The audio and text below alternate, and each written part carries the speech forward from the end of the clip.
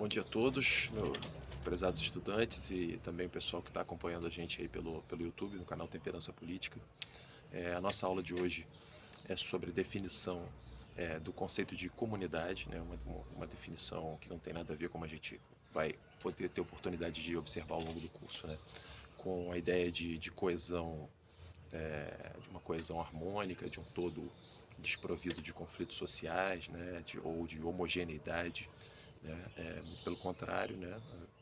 É uma definição metodológica, uma definição que entende a comunidade apenas como uma unidade de observação e no caso do nosso curso também de intervenção profissional, que não supõe, não depende, né, da hipótese de uma harmonia, de uma identidade muito rígida, de uma identidade única, né? Antes, ao contrário, o que caracteriza, né, as comunidades contemporâneas e que sempre caracterizou, no fundo, é a diversidade, né? Eu sugeri que para a turma, né, que fosse lido o capítulo 2 do livro A Árvore da Vida, as bases biológicas do entendimento humano, de um médico e de um neurobiólogo, de dois neurobiólogos chilenos, né, que é muito conhecidos, é o Francisco Varela e o Humberto Maturana. Esse capítulo 2, né, ele intitula-se A Organização dos Seres Vivos, né, seria um microscópio, uma comunidade em escala menor, em escala intermediária na realidade, né, porque todos nós conhecemos aí, é, é, sabemos bem que ouvimos falar de comunidades de bactérias, enfim, né, então a gente vai partir de uma definição biológica, né, de uma escala menor, né, uma definição biológica de comunidade para transitar ao longo do curso para uma compreensão mais abrangente, né, mais multivariada, e que inclui aspectos sociais, nos quais a gente já vai entrar hoje. Eu sugeri que fosse lido esse capítulo 2, né, intitulado Organização dos Seres Vivos, e também um quadro comparativo das páginas 223, 224, 225, né, que compara organismos e sociedades. Esse quadro, na verdade, ele está inserido no capítulo 8, cuja leitura é também muito importante, seria fundamental. Assim, eu não sugeri a leitura toda por questão do espaço de tempo do nosso curso, né, nesse período de mediação remota, né, mas seria interessante, né, intitula-se esse capítulo 8, Os Fenômenos Sociais, e também o capítulo 9, Domínios Linguísticos e a Emergência da Consciência. Então, o capítulo 2, o capítulo 8 e o capítulo 9 são interessantes para o tema do nosso curso, né? O livro como um todo, o título já diz, né, a árvore do conhecimento, né, a árvore no sentido como árvore genealógica, né? Então, a ascendência e a descendência das condições de emergência do conhecimento humano. Então, o subtítulo As Bases Biológicas do Entendimento Humano. A pergunta fundamental é como na história natural, na história dos seres vivos, emerge um ser dotado de consciência e de capacidade de objetivar, né, de olhar para a própria criação, para a própria existência, né, e tentá-la entendê-la, né? Então, as bases biológicas do entendimento humano. Essa questão ele vai formular no capítulo 1, e o capítulo 2, que eu sugeri para a leitura, ele vai começar, né, ele vai descrever a organização dos seres vivos, e ele começa indagando, ele começa mencionando um fenômeno fundamental, uma revolução fundamental na história natural, que é o advento do carbono, né? O carbono possibilita a constituição de moléculas de uma complexidade muito superior às moléculas inorgânicas, né? Então, não apenas de complexidade e tamanho, né, de extensão e de complexidade estrutural, mas também com uma propriedade diferente. As moléculas orgânicas, as moléculas baseadas, cuja estrutura se baseia no carbono, né, que é tetravalente e que, enfim, permite, né, ele abre a possibilidade de conexões, de conexões moleculares muito vastas e muito diversificadas, né? Essas moléculas têm uma propriedade nova comparativamente às moléculas inorgânicas, que é a propriedade de reproduzir-se a si mesmo, né, de reproduzir a própria estrutura.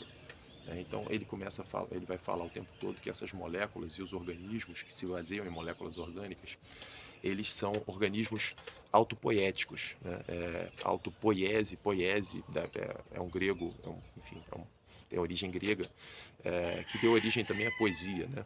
Que significa criação, né? Então, organismos autopoéticos são organismos que se autocriam, que se reproduzem, que se auto-organizam, né?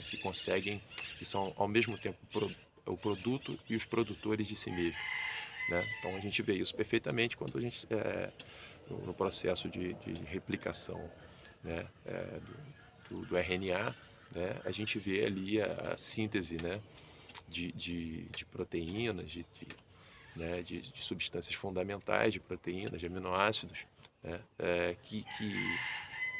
assim, cujo molde, cuja estrutura está inscrita no DNA, é transcrito pelo RNA e corresponde exatamente ao aminoácido que o organismo necessita para se reproduzir, né? Então, um organismo autopoético, dotado dessa capacidade de autorreprodução, né?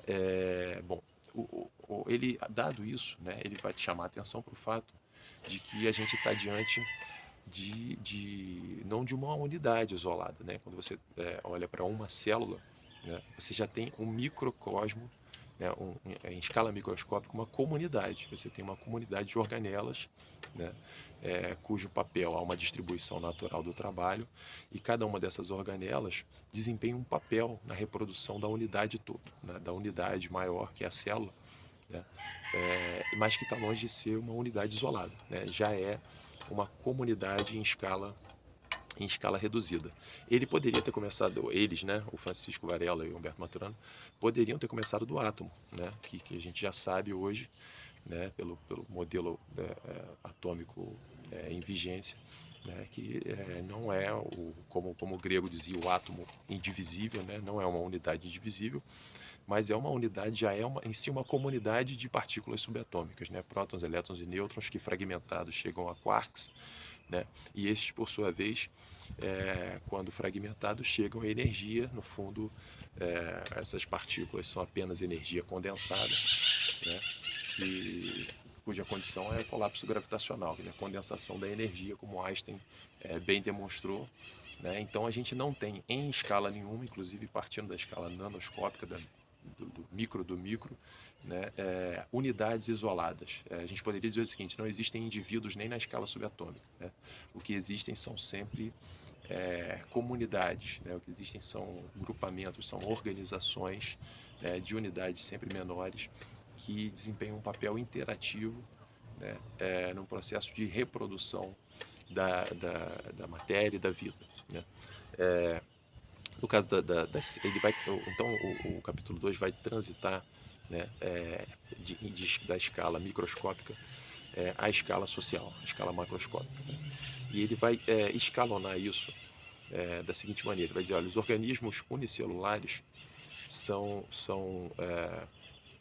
sistemas, ele chama de circuitos cibernéticos, eles chamam de circuitos cibernéticos, né? A cibernética é um campo de investigação da relação entre as partes que constituem o todo, né? Então, não é meramente a cibernética eletrônica, né, ou robótica, mas a cibernética no sentido da relação entre as partes e o todo. Então, ele diz, olha, o sistema unicelular, o organismo unicelular, é um sistema cibernético, um circuito cibernético de primeira ordem, né? É um circuito, portanto, um conjunto de organelas, né, que por sua vez são constituídas, cada uma delas, por, né, infindáveis, inumeráveis moléculas, também já constituídas por, enfim, né, uma quantidade inumerável, exponencial de átomos, né, cuja estrutura é baseada no carbono. Portanto, né, eles estão chamando a atenção para esse caráter coletivo, né, de um circuito de partes, né, de agregados, cuja característica fundamental é a interação coletiva, né? Ele menciona, inclusive, o termo comunicação ao longo de todo o livro, né? O que a gente tem são partes se comunicando e constituindo um todo maior, que por sua vez vai se comunicar com outros similares para formar tecidos. Então, os seres celulares são circuitos cibernéticos de primeira ordem, que por sua vez vão interagir para constituir tecidos, né, E estes, por sua vez, vão se organizar, né, o termo é esse mesmo, sob a forma dos órgãos, né, que também vão se harmonizar nos corpos dos seres multicelulares. Os tecidos e órgãos são chamados de circuitos cibernéticos de segunda ordem, porque já são metacelulares, são pluricelulares. E esses circuitos, esses tecidos e órgãos, por sua vez, né, então, enfim, ele vai descrever eles vão descrever com foco bastante, uma atenção particular, o tecido neural, porque são neurobiólogos, né? Então, que é um caso privilegiadíssimo para a gente observar como, né, o conhecimento humano se constitui de uma maneira agregada, integrativa, né? São vastas constelações de sinapses, né, de conexões entre neurônios distribuídos por todo o córtex e pelo sistema nervoso periférico, até a placa motora, até os órgãos sensoriais, até os próprios órgãos internos, né? Tudo isso está conectado, né, na produção de informação sensorial, de processamento neural dos dados sensoriais, de processamentos de potenciais de ação, né, de estímulos eferentes, motores, de estímulos que vão garantir a homeostase do organismo, né, e tudo isso está integrado, né, em conexões que eles chamam de circuitos cibernéticos de segunda ordem, né? E as sociedades, né, que não são só sociedades humanas, né, a começar pelos insetos sociais, são circuitos cibernéticos de terceira ordem, né? São grupos são grupamentos dotados, né, de integração entre múltiplos, né, inumeráveis seres multicelulares, então circuitos cibernéticos de terceira ordem, né?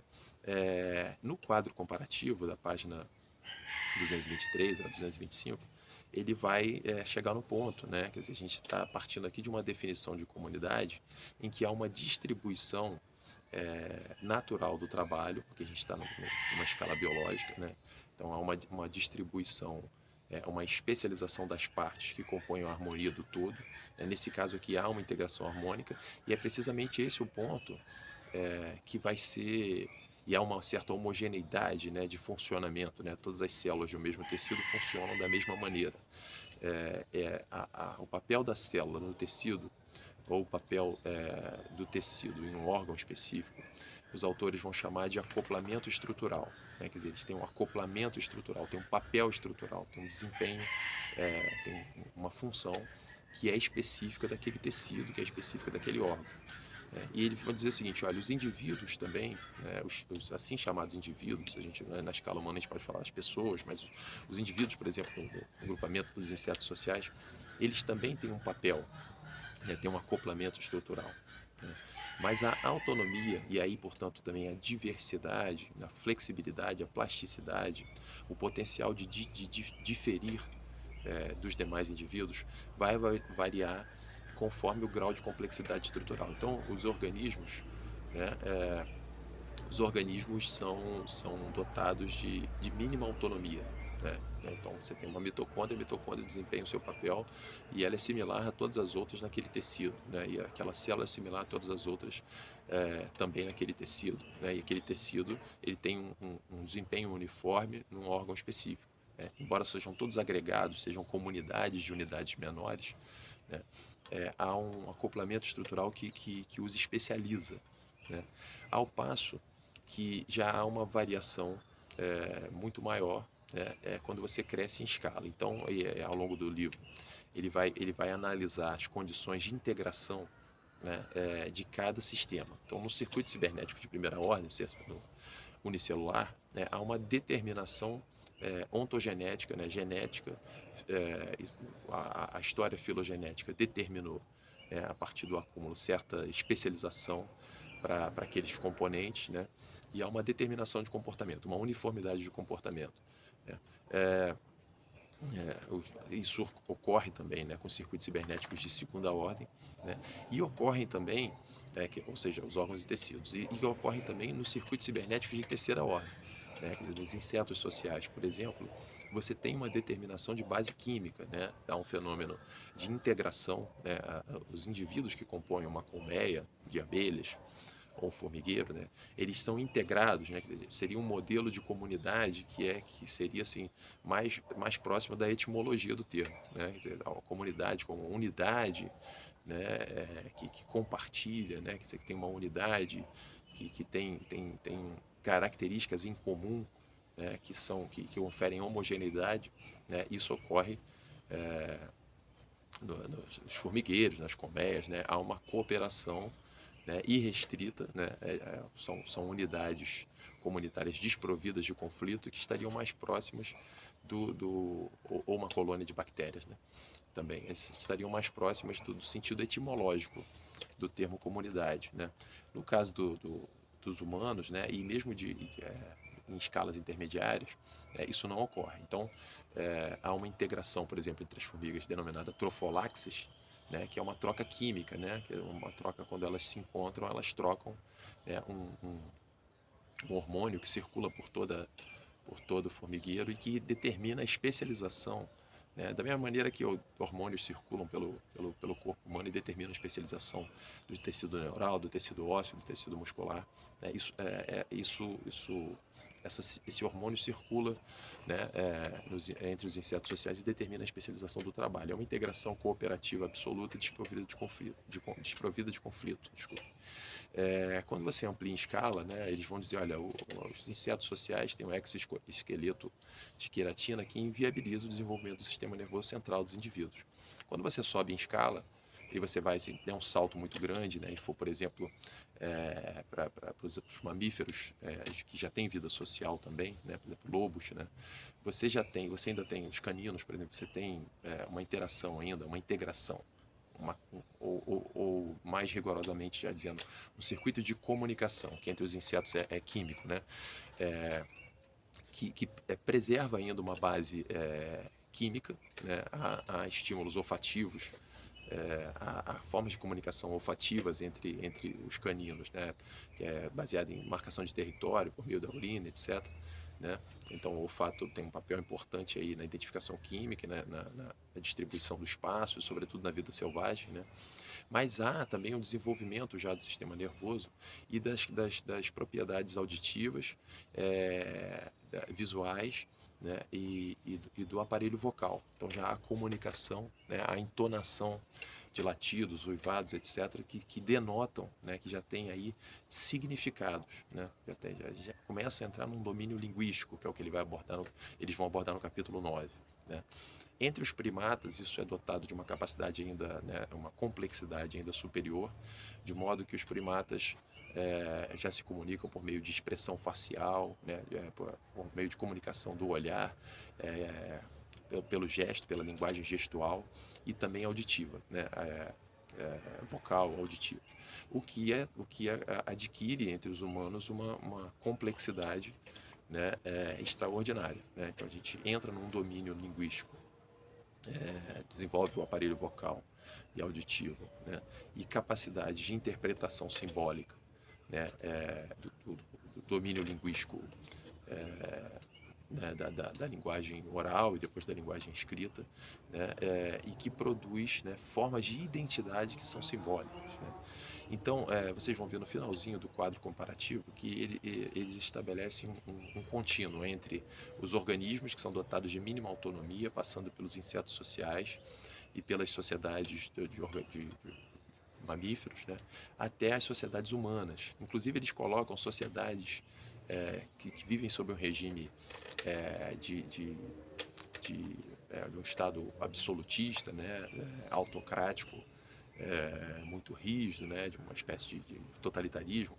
Eles citam o caso de Esparta, né, em que há uma distribuição do trabalho, uma especialização, um processo de formação tão rígido, né, em que a sociedade espartana se aproximaria até um pouco mais, né, dos insetos sociais, né, porque há uma imposição incontestável, né? Assim também em regimes de escravidão, né? Regimes de escravidão imporiam um mínimo de autonomia aos organismos humanos. Do contrário, o domínio da linguagem, né, vamos dizer eles, né, é um domínio já do simbólico, da representação simbólica do mundo. Quer dizer, quando a gente fala simbólico, domínio linguístico, é porque há uma relação convencional entre o símbolo e o significado, entre o significante, entre a palavra, né, e a coisa que a palavra significa, né? Então a palavra é o significante e a coisa que ela significa é o significado. Há uma relação convencional, a gente poderia dizer uma relação arbitrária, né? Que a gente chama aqui, né, um determinado significante, em outro país tem outro significante, né? E é a mesma coisa, se refere a objetos similares. Então é uma relação convencional e seu domínio linguístico, né? Isso abre a possibilidade de uma integração nova, de uma integração bastante diversificada, né? Embora haja, a neurociência vai sugerir, né, haja um processo que pode nos igualar a, a insetos sociais e frequentemente o faz, né, por uma padronização excessiva. A comunicação humana, eles vão demonstrar, né, no livro, a base fundamental, diferente, por exemplo, no caso das formigas, né, é química, né, é uma troca de hormônio que determina a integração e a distribuição do trabalho no formigueiro. A distribuição do trabalho nas sociedades humanas se faz por meio simbólico, né, mas sobretudo pelo domínio linguístico audiovisual, né. Então, assim, a nossa linguagem é basicamente gestual, facial, né, tem um aspecto importante do olhar também, né, e linguística, né, auditiva, né. A gente lê, né, por meio da visualidade, a gente pode ler por meio do tato, no caso do braille, né, mas basicamente, né, a gente tem uma predominância audiovisual, né.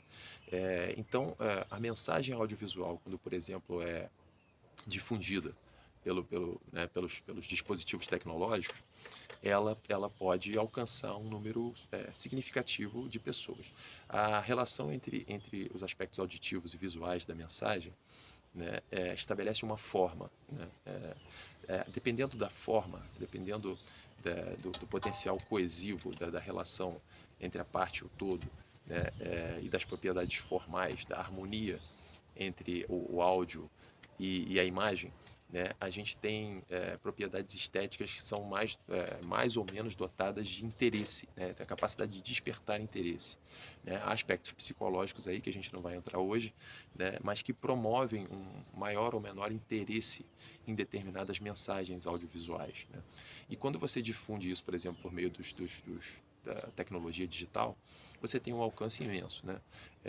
Um neurocientista chamado Miguel Nicoleles, muito conhecido, ele sugere que isso pode ensejar, né, quer dizer, uma mensagem difundida, por exemplo, pela televisão ou pela internet, pelo YouTube, né, ela pode ensejar o que ele chama de sincronização de cérebros, né, quer dizer, é possível produzir uma identidade muito forte com aquela mensagem e padronizar e homogeneizar as formas de pensar e o comportamento de muita gente, né? Isso se atribui muito isso à mídia, à televisão, de fato isso é possível de acontecer, é um fenômeno humano possível de acontecer que levaria a uma coesão muito rígida, né? É quase que uma homogeneidade do comportamento de determinados grupos, de determinadas comunidades, né?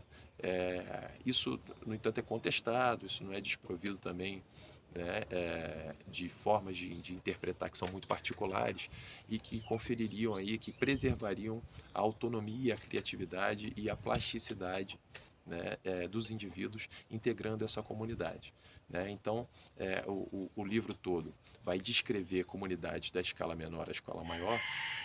O interessante do texto, né, principalmente desse quadro comparativo, mas quem puder ler o capítulo 8 e o 9, é que a gente percebe que, no fundo, né, as leis físicas que determinam a organização da matéria em moléculas, né, elas são dotadas elas determinam uma estrutura e um funcionamento específico da matéria, né? Quando você vai ampliando a escala, você vai ganhando em complexidade, né? Quando você passa da molécula inorgânica à orgânica, você não abandona, né, as leis de funcionamento das moléculas inorgânicas, elas continuam operando ali, né? A física newtoniana continua operando nas moléculas orgânicas, né? E também isso acontece nas células, né? As leis de funcionamento das moléculas não deixam de operar nas células. O que acontece é que elas passam a ser incorporadas em processos metabólicos mais complexos, né? Da mesma maneira, as células, as leis de funcionamento, a estrutura de funcionamento da célula não desaparece quando a célula está acoplada estruturalmente em um tecido, ou as leis de funcionamento do tecido não desaparecem quando esse se organiza num órgão. E as leis que operam na fisiologia humana não desaparecem quando as fisiologias humanas começam a interagir entre si, né? Quer dizer, o que se passa dentro das fronteiras da pele, né, não está desconectado com o que se passa fora das fronteiras da pele no processo de interação entre os indivíduos, né? Isso continua operando. As leis que operam na escala nanoscópica, microscópica, elas continuam em vigência, né? Isso a gente viu muito bem no livro da Rita Barata, como, né, os determinantes sociais da saúde, né, eles operam, né, alterando substancialmente as condições orgânicas de vida dos indivíduos, né? Então, as leis de funcionamento da escala microscópica continuam operando na escala macroscópica, mas são sobredeterminadas por novas variáveis, né, que vão sendo inseridas no processo de interação em escalas maiores, né? Então, quando a gente chega nas sociedades, na vida social, a gente tem aí, né, processos simbólicos, linguísticos, né, audiovisuais de comunicação que vão determinar o comportamento, vão determinar hábitos, por exemplo, no caso da saúde, né? Ao incorporar hábitos, o hábito ao tabagismo, o hábito ao consumo de bebida alcoólica, de uso de drogas, enfim, uma série de outras coisas que vão sendo disseminados por regimes linguísticos que são domínios linguísticos, que são simbólicos, que são, né, o que a gente chama de cultural, né, e que vai produzindo adesão por conta da sua saliência estética, por conta da sua forma, né? E que são mais ou menos deletérios, são melhores ou piores para a saúde, são mais ou menos propícios ao desenvolvimento educacional, né? E são mais ou menos interessantes, né, para o bem-estar, para a qualidade de vida, para a adoção do lazer, né, que são os objetos aí do nosso curso, né? A promoção da saúde, o desenvolvimento da educação, né? E o uso diversificado, salutar e educativo, propício ao desenvolvimento humano do fenômeno do lazer, tá certo? Então esse é o objetivo da leitura desse texto, e a gente se vê na próxima aula aí. Podem divulgar o link do vídeo no YouTube aí para quem vocês quiserem, e até a próxima aula. Um abraço.